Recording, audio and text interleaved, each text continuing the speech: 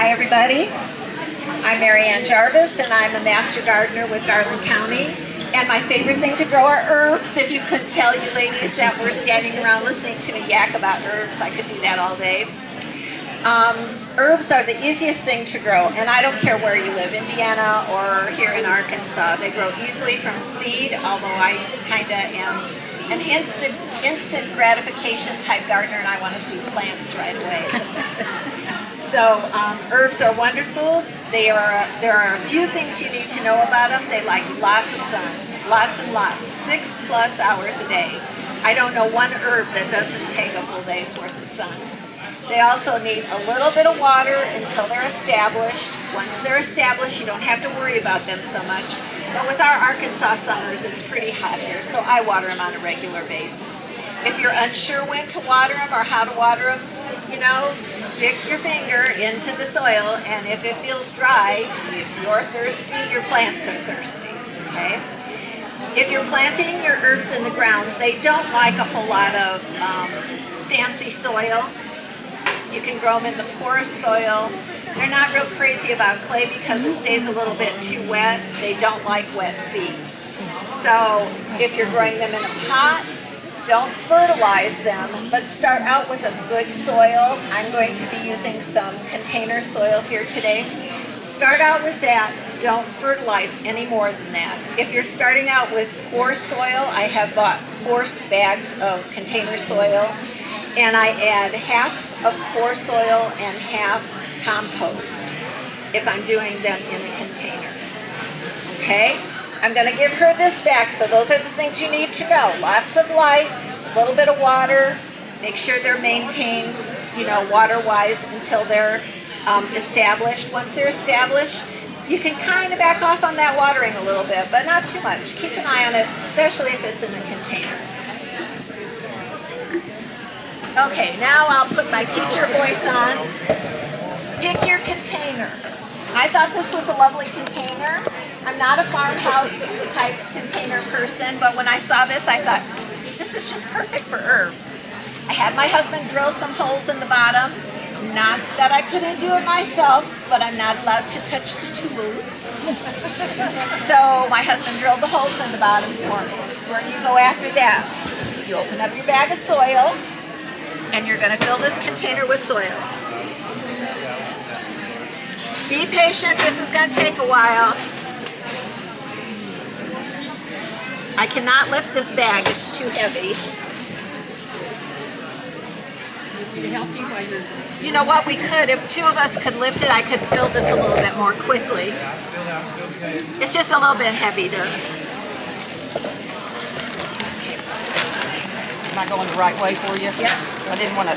I got it from the side and the bottom.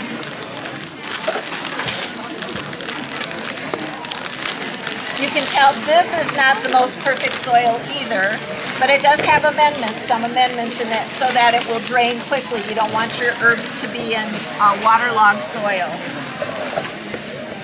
I'm not a neat gardener either. I should probably have said that. Neither is your helper. That's why they gave me a black tablecloth. Okay, once you get your dirt into the container, your soil into the container, I'm not supposed to call it dirt, it's soil. We're going to get the lumps out, and then we want to water it a little bit. Not a whole lot. You don't want it to be waterlogged, but you want it to be able to not leach all of the moisture from your pots either. Can I hold the microphone near you?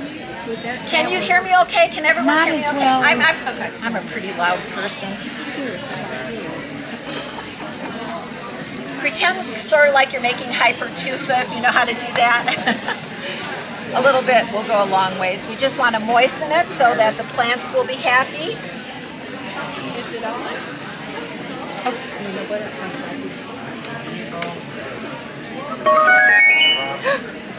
Magic, we're on. There you go.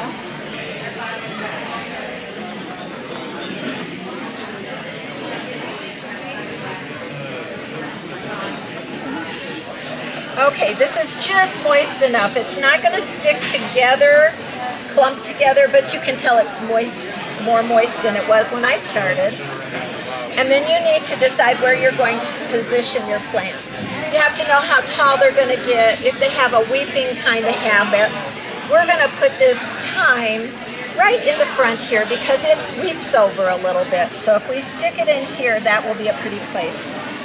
I'm going to leave the sticks in so whoever wins this pot will know what they're growing.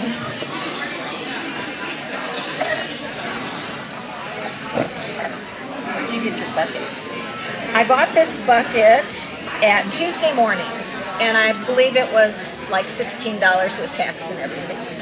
But I have been to yard sales and garden sales, and Trash to Treasure has some beautiful things. If you haven't been to the Trash to Treasure, I think it will not be open until tomorrow when the plant sale is going on. Our Trash to Treasure section has beautiful used pots, extremely affordable. That's where you can buy a nice container to put these in. So let's see, how many do we have? Okay, I think I have a plan. Okay, this is my plan. This is what my layout is going to be. This is basil. All these plants are going to get taller and they're going to get wider because they're going to grow just like children because you're going to water them. But you don't have to feed them. You just have to water them.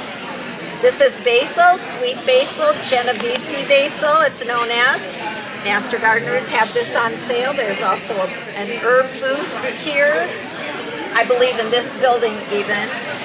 And she has some herbs over, I think in that corner, am I correct?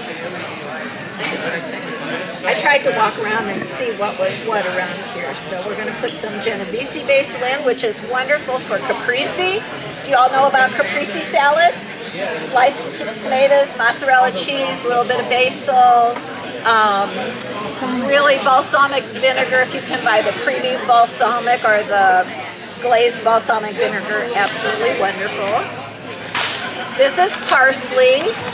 When my son was little, he always thought he was getting a tree on his dinner plate when we went out to eat because they put parsley on it. Parsley will go away. It doesn't like hot weather, so it's going to go away. So if you let this grow and let it go to seed, if you want it to come back, let it grow and come to seed, and then it will reseed itself, maybe all over the pot. But this, and also cilantro. I think somebody had a question earlier about cilantro. Same thing. This is chamomile. Has anyone ever heard of sleepy time tea? That's chamomile. It gets a little tiny daisy-like flower on it. Smells just like the chamomile in the tea bag celestial evening tea. And these will grow and get the little flowers on it. You pick the flowers off and dry them, and that makes wonderful chamomile tea.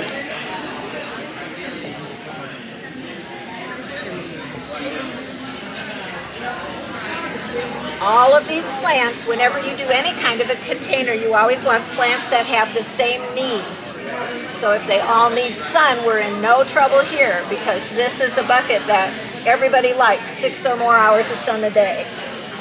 None of these plants like a lot of water, but you have to water until they're established. So like I said, if you can't tell by looking at the dirt, stick your finger in it. It's not going to hurt. There's not going to be anything down in here that's going to hurt the plant or you. And don't use a glove finger. That's not going to tell you anything. Okay, this is, let's put this one in next. This is sage. Sage is wonderful. I make a recipe of parsley, sage, rosemary, and thyme dried, and I mix it together and put it in one container, and I call it Thanksgiving seasoning. And I use it on everything. I use it on the turkey, I use it in the dressing, but I use it in hamburgers, turkey burgers. So sage is good for a lot of things. You can also make sage tea. You can make rosemary tea. Rosemary lemon tea is very good. The next thing we have is rosemary, and I already mentioned the tea. But if you have a bigger rosemary plant, look at rosemary grows prolifically.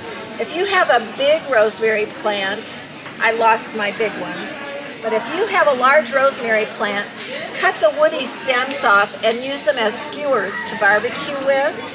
You know, put tomatoes or par-cooked potatoes or even meat on them, and they'll get the flavor of the rosemary. So that's a great way. If you have an indoor fireplace or an outdoor fireplace, but when we had an indoor fireplace at the end of the season, in Indiana, rosemary was an annual. So I would cut down my rosemary bush and dry the branches, and then in the wintertime I'd throw them in the fireplace, and you get that pretty rosemary aroma. Okay, this is dill. Dill is great for pickles or when you cook fish.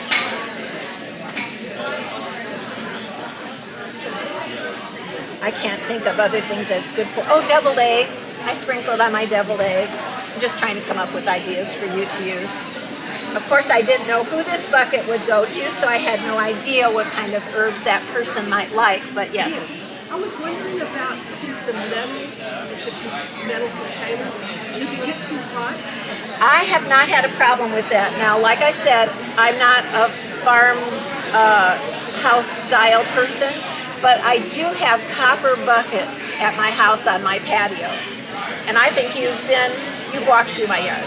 So all my copper buckets, they would get hot. I do water them 2 times in the dead of summer, but I've had very good luck with which I've got a tree growing in one. You know, so I've had very good luck with that. So I would say yes, it will get warmer, but it won't get so hot that it will kill the herbs. But the nice thing about it, if you feel like they're getting too much sun, which I can't imagine that would happen to herbs, we have handles. And we can move it around. So that's nice. So now you're going to forget what's in here, but you're not, because I put the tags in. And when your friends come over, they're going to go, oh, what's that bucket? I made a tag that said herbs, so you can't mess up on that. You have an herb bucket. Which is the herb that you said? Sliced tomatoes. That's a basil. Basil. You make a caprese salad, and I made a sweet Italian, half sweet Italian, half Angus beef burger, and then on the top of the burger I put the glazed balsamic vinegar, mozzarella cheese, slice of tomato, and the basil, and I made caprese burgers with sweet Italian sausage and beef. My husband loved it, so just saying, give it a try. You have to experiment sometimes with your things. Okay, so I have a question for you. It doesn't have to be dry, it can be fresh. Oh, absolutely. Okay, I have a question for you. So how long in the sun? 6 hours. 6+ hours. How much water? A couple times a day when it's real hot. And just monitor it, because your house could be different from my house. My terrace, where I would probably put something like this, it's rough. So that's going to radiate all that heat, and it might need a little bit more water than someplace else. But you know your house better than anybody. You know your garden, you know where you're going to put this. You're going to ask maybe, do herbs grow in the house? If you have a window where they can get 6 hours of sun a day, yes, they will grow for you. I've never had that kind of luck, because the sun moves. The sun moves, and I don't have time to move my bucket from room to room just to catch the sun, and you're probably the same way. So I say outside. Now, if you want to dry these at the end of the season, you can clip on them all the time. The more you clip on all of these, the more they will grow. Basil is not a perennial. Chamomile is not a perennial, but the chamomile will seed, and you can let the seeds in here and it will grow. Seeds on herbs like to, I think they call it stratify, and that's when they need a cold period. So just like coneflowers, the seeds need to have that cold period, so you don't ever bring your coneflower seeds in, you just leave them drop where they're at and they grow. So it's the same with that. Parsley, cilantro, the same thing. Let them seed in the bucket or in the place where you put them in your garden, and they'll spread. Thyme is a perennial, so it will come back. Even in this bucket, it will come back. So, yes. With the basil flower, I would say yes if you have good lighting. If you have good lighting. Yeah, that's the trick. I've never had that kind of luck. My girlfriend had this beautiful garden window and it got 3 hours of sun a day. You know, it just doesn't work. Not for me. I mean, you can cut off these if you think they're getting too big, cut off of them and dry them. And I have found the best way to dry any of my herbs, and you're gonna laugh, I put them on a cookie sheet, I put them in the back. I'm part Italian, I'm sorry. I put them in the back seat of my car on the cookie sheet and I go shopping. And you come out and your car smells wonderful. It was 120 degrees in that car when you go into Dillard's, and when you come out, your herbs are dried in a couple of hours. Another good idea is I was a semi-hippie from back in the day, and I still have a dehydrator that's working. And I use the dehydrator for drying a lot of things. Also, a friend of mine taught me a couple years ago that you could turn the light on in your oven. Back in the day, we had gas ovens where they had a pilot light and it always stayed a little warm. Well, I don't have that now, and I'm in an electric oven. So turn the light on and put the cookie sheet in the lighted oven and things will dry. It might take a little bit longer, but they'll dry. They'll even dry on the counter if you have enough counter space or whatever. So you can dry them. You can freeze them. You can cut things off. Cut it. If you took this home today and you cut this off, it's going to bush out. So don't be afraid to cut any of these back. But cut them up, put them in an ice cube tray. You know what an ice cube tray is? Okay. I had a class and these young people looked at me like, what is she talking about? Well, we all have ice makers now, so you know, ice cube trays aren't the norm. So okay, put them in the ice cube tray. I always do 2 tablespoons. Fill it with water, stick it in the freezer, and freeze them. Pop them out once they're frozen and put them in a Ziploc baggie. But don't forget to mark that baggie because you think that you're going to know the difference between parsley and chamomile. And let me tell you, you are not going to know the difference. So mark that bag. Make sure you mark it. If you dry any of the herbs, they will last for about a year. They lose their potency after that period of time, so they won't be as tasteful. There's not going to be anything wrong with them. The other thing I wanted to tell you when growing them, usually bugs don't bother them and deer don't eat them, so it's a nice plant to grow from that standpoint. Do we have any questions? Is there anything I didn't answer? Yes. I have started rosemary by sticking it in water. Yes. Sometimes it doesn't. Is there a trick to it? Sometimes You know, it works, sometimes I have not found the trick to that one. However, I have cut basil and brought it in and put it on the sink thinking I'm going to use it in a couple of days. And it's rooting already, so I've had luck with basil. What I did do with rosemary was cut it off, strip off. I remember hearing it. Okay, let me take off a little part of the branch back here. Okay, so if you take off a branch, did you hear the plant go, oh, sorry. I felt it. Yeah. So you pull off those bottom leaves, you just strip them off, put this in a little bit of rooting hormone and stick it in a pot. Now I don't do just one, I usually do about 6 or 8, and then just kind of monitor it, you know, and water it enough so that it doesn't dry out. It's just like starting any other plant. You know, but the rooting part with rosemary, I have not had good luck with that. Also, if you have a bigger plant, you can like lay one of the branches over and stick it in the, hold it Excellent down idea. with a landscape pin. A landscape pin or a bobby pin or anything, even a rock. She was saying, I don't know if you heard her, just leave the branch, go off to the side, lay it in the dirt, and put something on top of it, a pin, a pick, a rock or something, and eventually it will root. And then clip it from the mother plant, you've got another plant growing. So they're very prolific. Herbs are very, very prolific. You'll find that out with your thyme. I have a section of thyme, maybe 6 plants originally were put in there, and I let them grow over a wall. And they got far enough down that they're now growing in the grass because they've dropped their flowers and their seeds into the grass.